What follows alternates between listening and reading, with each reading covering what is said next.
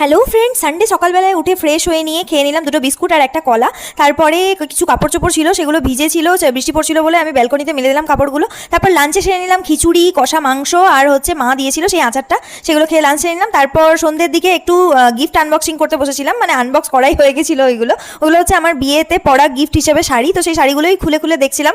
কথায় আছে না, 2 পয়সার খৈমুড়ি ঘর ঢুকাই আর বার করি, তো ওটাই করছিলাম। পুরোনো জিনিসগুলোই ঘেটে ঘুটে দেখছিলাম। অ্যাকচুয়ালি ওগুলো ভাঙা হয়নি, একদম নতুন আছে শাড়িগুলো, সেগুলোই দেখছিলাম। আমাকে কেউ কিছু গিফট দিলে আমি খুব খুশি হই, আর আমার সেটা খুব পছন্দ হয়। গিফটটা যেমনই হোক, কেউ ভালোবেসে গিফট দিয়েছে, এটাই আমার কাছে একটা বড় পাওনা।